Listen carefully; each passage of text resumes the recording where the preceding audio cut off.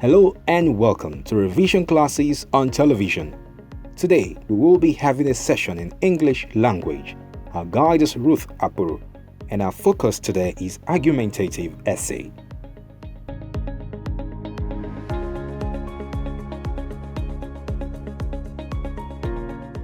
The essence of part 1 in your question is to bring out your ability of how effective you are in communicating or expressing yourself to the extent that your examiner or listener will be able to understand or comprehend what you are writing or talking about.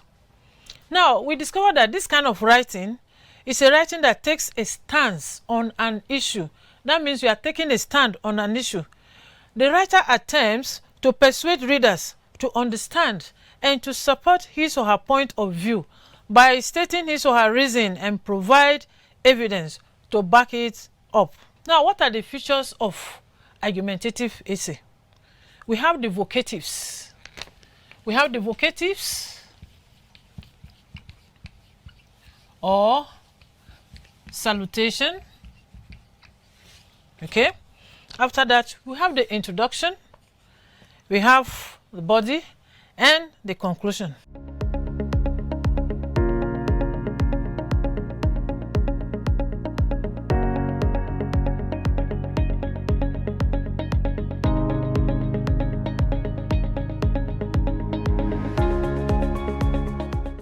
Now, in examining your question, you will discover that it is based on 4 aspects. That is content, organization, expression, and mechanical accuracy. Under content, you bear in mind that this write-up is an argument meant for rendition. That means you have to say it, you have to speak it. So, it follows and it allows for more freedom in style. Now, it gives more freedom in style, right as if you are actually standing before an audience. Do not contradict yourself, by agreeing with both sides. When you are writing, this is an argument. You are taking sides right from onset. So, as you are concluding or in the body of your write-up, never make the mistake of agreeing with your friend or with your opponent, because when you do that, you have given away your marks. Now, under organization, you have salutation or vocatives. For instance, good afternoon. Good afternoon, Mr.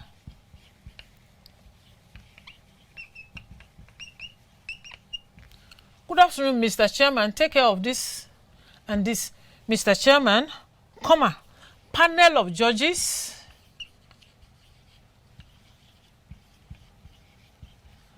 Panel of judges. You see, the P is capital letter, the J is capital letter. You put your comma.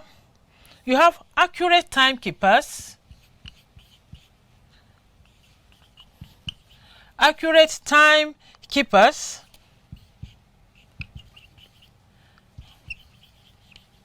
Accurate timekeeper. You put your comma there. Co-debaters. This is small letter O. Capital letter C. Excuse.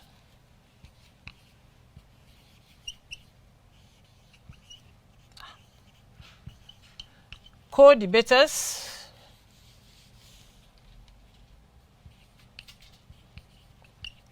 Co-debaters, comma, distinguished ladies and gentlemen.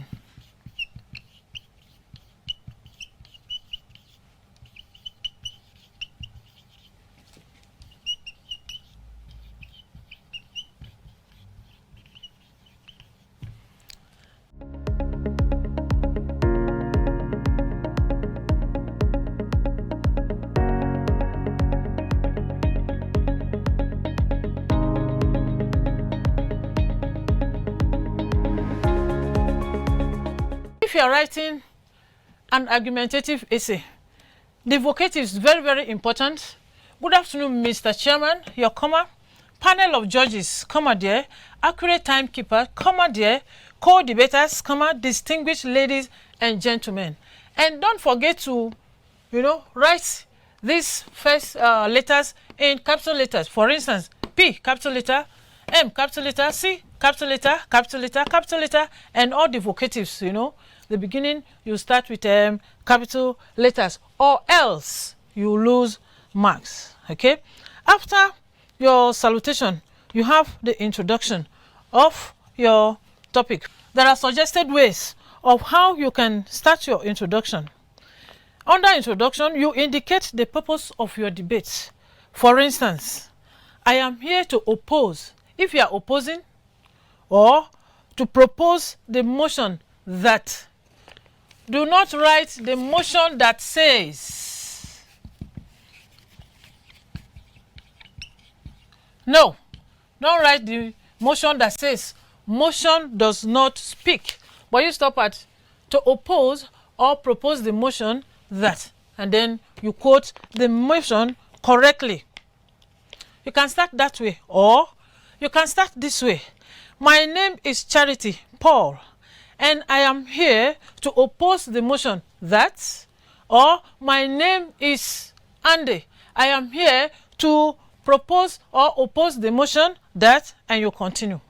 Now, after that, you get to the body of the write-up, the body of the essay. You can briefly mention some of your opponent's points to point out their weaknesses. Very, very briefly. Then, you give your own points, elaborating them with examples, comparisons, definitions, statistics where necessary. Mind you, I said where necessary. Do not belabor your write-up with statistics and examples. You know, that also can make you to lose marks. Now, it brings you to conclusion. Now, under conclusion, you can have it this way. Here, you declare the conviction that you must have succeeded.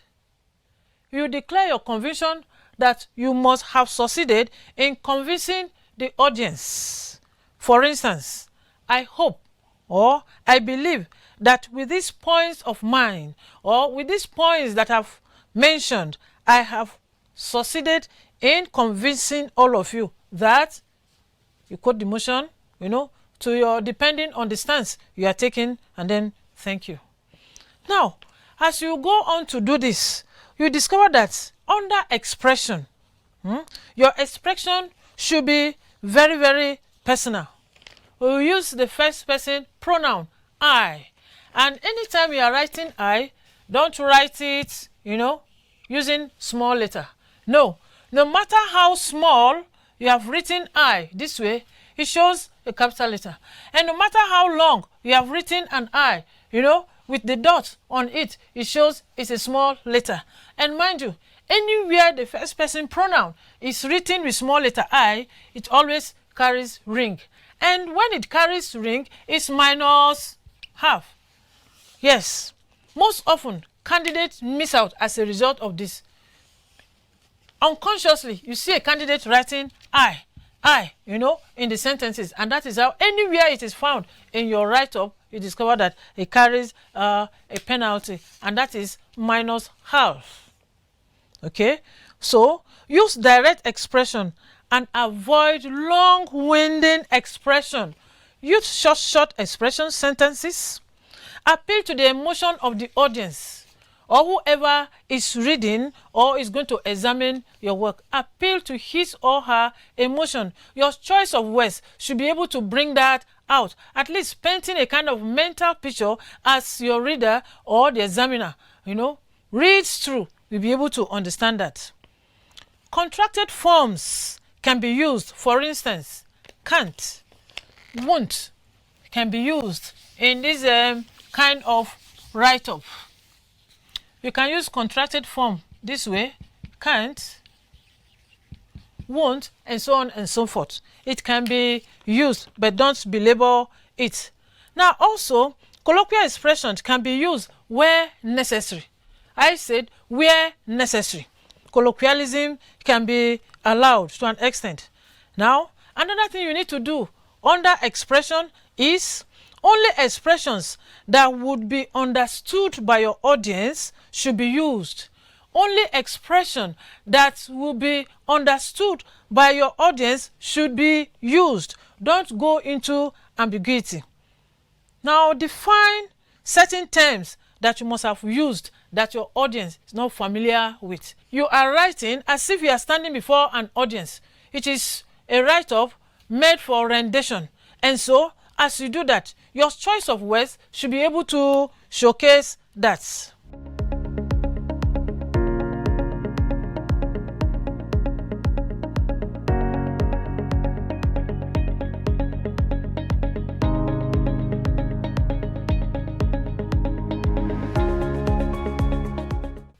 Now we have some sampled questions. Let's take them and see how we can handle them. 1. You are the main speaker in the debate on the topic. Students in rural schools have more advantages than those in urban centers. Write your argument for or against the motion. 2. You are the main speaker in a debate on the topic. Education is the best legacy a parent can give a child. Write your argument for or against the motion. 3. You are the main speaker in a debate on the topic. Children of literate parents perform better in school than those of illiterate parents. Write your argument for or against the motion. Now, what are the requirements of question 1? For us to begin to, go about answering this question, what are the requirements?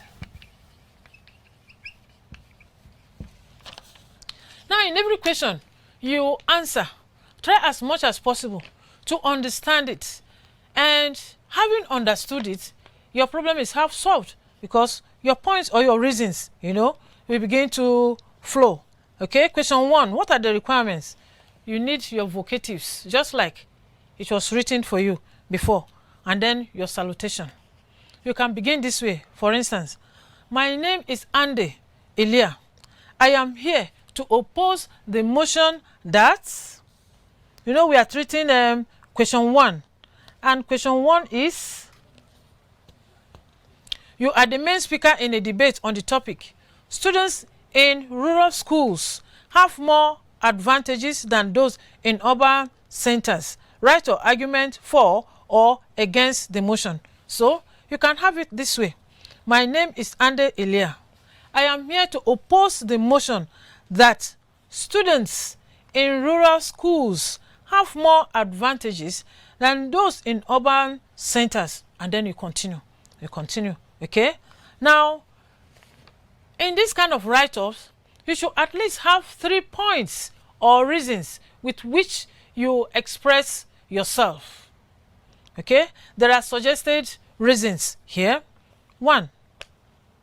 Competent and sophisticated teachers. Competent and sophisticated teachers. 2. Learning condition, or you can have it as conducive environment. Conducive environment. 3. Modern educational facilities. Talking about the ICT, language lab, that can be found in the urban centers. Another reason is enhancement lessons. Enhancement lessons.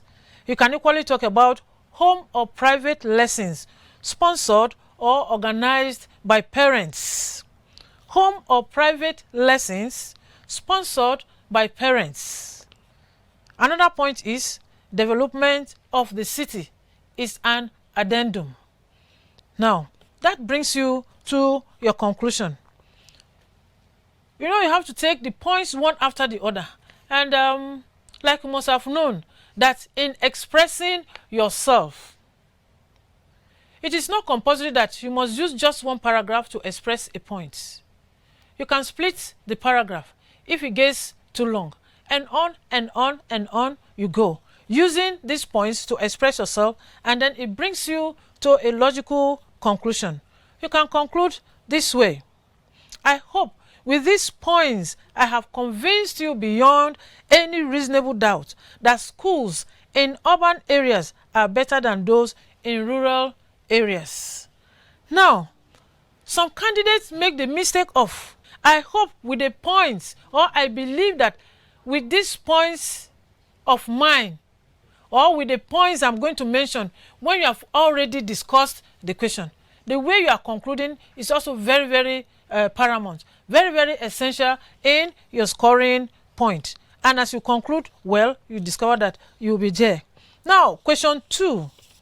Question 2 is, you are the main speaker in a debate on the topic, education is the best legacy a parent can give a child. Write your argument for or against the motion. So, what is going to be the requirement for this question 2? Question 2, what is going to be the requirements? Do not forget your vocatives, very, very important. Each vocative has a mark allotted to it, and so never forget to do that. So, after your vocatives, your salutation, you can have it this way. Introduction. Education can be formal or informal. It is a process whereby teaching, training, and learning with the aim of improving knowledge and skill development takes place. It is very crucial in the life of a child to be complete, hence the best legacy a parent can give his or her world. Having done that introduction, now you have reasons. There are suggested reasons here. 1, independence. We can talk about how the child, having been given education by the parents, will be independent in future and will not be dependent on any other person. At least that child will be equipped with sound mind, will be able to argue things, will be able to see issues for himself or herself. So you express yourself with that point. Another point you can equally express yourself with is relevance. Say, education makes someone relevant in society. For instance, if somebody that is educated sells vegetable in the market and someone that has not gone to school sells that same vegetable, the way an educated person will arrange his or her vegetable will attract more customers than someone that has not gone to school. And so you discover that education, breeds relevance in many, many ways. You can also talk about bewildering or management, that an educated child is able to manage his or her own life irrespective or in the face of all odds, because he or she will be equipped with sound mind. Talk about economy, that a child that is educated will be able to manage his economy well, irrespective of the diverse or contrary situations that may abound. You discover that the child may be able to fish out one thing or the other to, skills, to be able to put up one thing or the other that can bring profit to him. We also talk about socialization, that a child that is educated will not be a kind of castaway, or a child that is educated will not be timid in society. He'll be able to walk with his shoulder high up and be able to contend with any situation. He'll be able to mix up. He will not be timid. He will not be cowed. He'll be able to socialize, and anywhere he or she finds himself, he'll be able to adapt very, very quickly. And then you talk about communication, that the child that is educated will be able to express himself or herself in the face of any form of situation, and so will not be cowed or not be imposed a situation. A diverse situation will not be imposed on an educated child because of the high sense of reasoning that would have been equipped with as a result of being educated.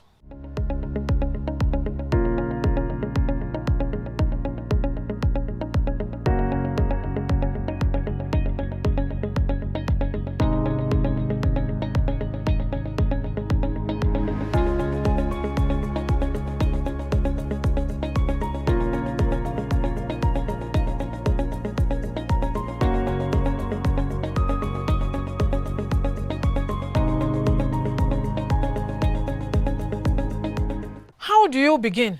The body. You can say, first and foremost, a parent that wants his child to be independent in thoughts, in future, cannot trifle with the child's education. Education liberates. Consequently, he or she is never dependent in thoughts or can never be subjugated because of enlightenment or sound mind acquired.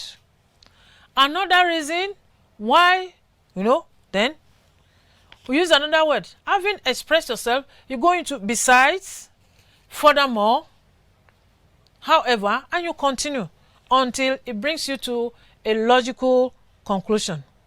And you can conclude this way again. I hope I have convinced you with these points of mine beyond any doubt that education is the best legacy a parent can give a child. Like I said before, do not make the mistake of agreeing with your opponent, because when you do that, you must have watered your points down. Question 3. What is the requirement for question 3? And question 3 is, you are the main speaker in a debate on the topic. Children of literate parents perform better in school than those of illiterate parents. Write your argument for or against the motion. Now, what are the points with which you can use to express yourself? First, you have your vocatives. After your vocatives, you have your reasons. You can talk about exposure. You can talk about opportunity for schooling. You can talk about enlightenment or enlightened guidance. You can talk about libraries. Most educated parents have libraries at home.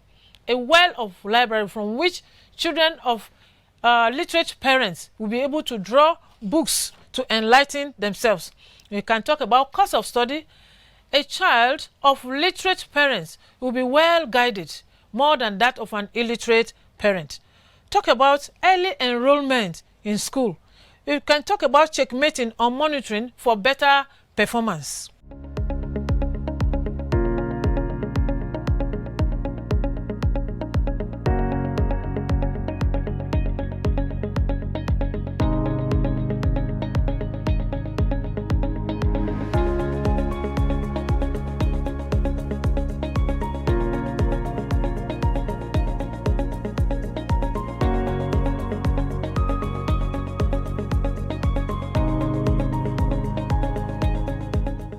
Now your introduction, you can also begin this way. I am here to propose the motion that, and so on and so forth. And you continue using the reasons, one after the other. For instance, you can say, it goes without gainsaying the fact that literate or educated parents expose their children to a competitive academic environment where students or pupils embrace challenges for better output academically. Now, you can bring your write-up to a logical conclusion this way. All the examples mentioned above, make the children of literate perform better than others, that is, children of illiterate.